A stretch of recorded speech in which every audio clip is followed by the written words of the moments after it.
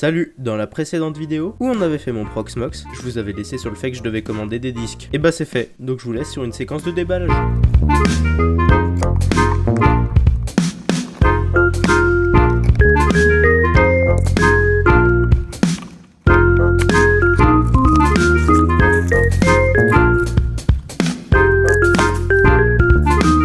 On va le brancher au PC et on va le tester sur Crystal Disk Info. Et comme on le voit, le logiciel le détecte comme bon. Donc on va faire ça pour le deuxième aussi.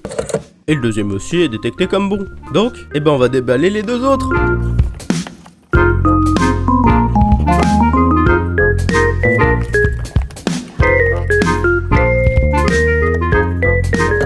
Ce disque est bon aussi.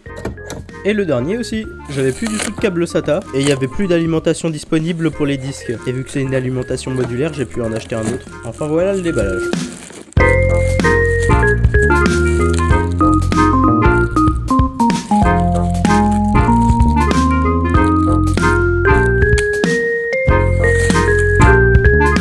Bon bah maintenant va falloir ouvrir le PC pour pouvoir mettre les disques.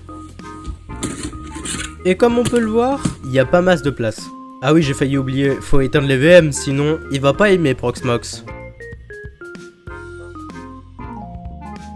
Bon, maintenant on éteint Proxmox lui-même, et voilà.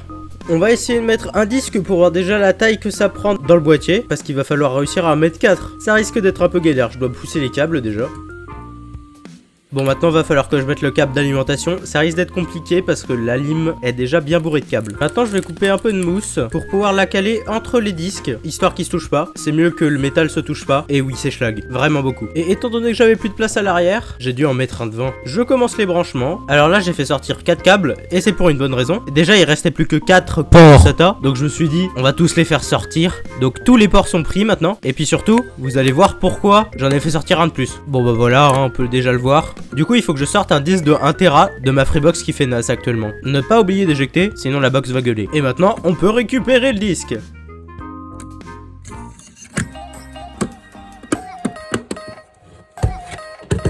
Spoiler, pour fermer le PC ça a été impossible. Il a fallu forcer un peu, comme on peut le voir. Et le PC ne veut pas démarrer. Ça pouvait pas bien se passer, bordel.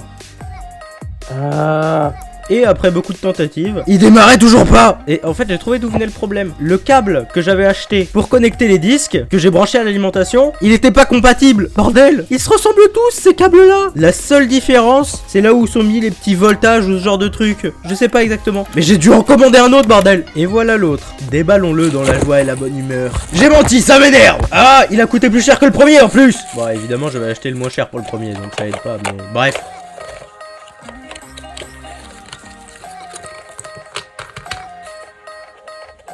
Dégage! J'ai branché les câbles et ça s'allume toujours pas, mais j'en peux plus! Bon, je vais regarder vite fait s'il n'y a pas un truc qui est débranché derrière. Ah, ça démarre toujours pas. Ah, j'avais oublié l'alimentation. Bon, je suis débile. Je compte 3 disques, donc c'est bon. Et là, vous allez peut-être vous demander, mais il avait 4 disques. Alors oui, mais je vous explique pourquoi en fin de vidéo. Maintenant, ce que je vais faire, c'est attribuer les disques, donc les 3 disques, directement à mon Open Media Vault, sans passer par tous les formats de Proxmox qui sont un peu embêtants, on va pas se mentir. Donc je sélectionne le disque, donc il faut que je le trouve dans la liste. Donc là, par exemple, j'en ai un de 3,6 Tera, donc 4 Tera, qui est SDB, et je vous donne la commande pour ceux qui voudraient. Donc après 7, c'est le numéro de la node, donc moi c'est 101 pour Open Media Vault par exemple, et je choisis Virtaio 1, et puis après ça sera 2 et puis 3 pour le troisième, enfin vous avez compris. Et comme on peut le voir, Virtaio 1, donc le disque a bien été ajouté, donc je vais faire la même chose pour les deux autres. Tous les disques sont ajoutés, donc c'est bon. On va regarder si tous les disques sont connectés sur Open Media Vault, et a priori les 3 disques sont là, donc tout va bien. Donc on va pouvoir créer le RAID. Donc moi je vais me faire un petit RAID 5, c'est le plus adapté à ce que j'ai, c'est-à-dire 3 disques, donc j'aurai un disque de sacrifié pour s'il y a un disque qui meurt, les données soient quand même là. C'est des bits de parité, des conneries comme ça, mais ça sera très bien. Et du coup ça me fera un gros volume de 8 Tera. Et on se reprend dès que le RAID 5 est terminé. Enfin d'abord notons l'heure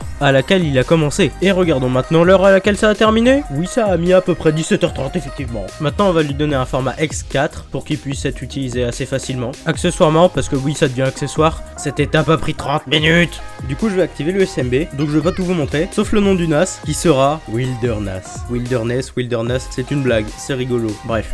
Maintenant je vais installer un plugin pour pouvoir voir les fichiers en ligne. Par internet quoi, par Safari, par Google, vous avez compris. Bon, il n'y a pas de fichier mais ça fonctionne. Donc c'est pas mal. Maintenant on va essayer de transférer un fichier pour voir. Donc c'est une superbe vidéo que je transfère évidemment. Et on voit que c'est à 110 MO secondes. Donc c'est le gigabit Ethernet seconde. Donc on peut dire que ça fonctionne bien. Voilà, donc je vous montre le graphe. Et en vrai c'est vraiment clean quand même. Pour terminer la vidéo, je tenais à vous montrer ça. Donc là on voit qu'il y a les ressources vidéo et que c'est synchronisé. Donc là par exemple je vais dedans, je fais musique. Voilà, j'ai mes musiques. Là je fais la même chose et j'en prends une au pif, genre celle-là. Et on peut l'écouter en ligne. Allez, salut! Et pour ceux qui sont toujours là, je vais vous expliquer rapidement pourquoi est-ce que le disque est pas compté. Et bah en fait, le câble de base que j'ai acheté, il a dû envoyer un voltage qui a pas fait plaisir à l'espèce de carte où il y a le SATA. Résultat, et bah il démarre plus. Donc j'ai essayé d'échanger les plaques avec un autre disque pour voir si ça fonctionnait. Et quand j'échange, ça fonctionne. Donc j'en ai commandé un autre et faudra que je le remplace plus tard. Voilà, allez, salut!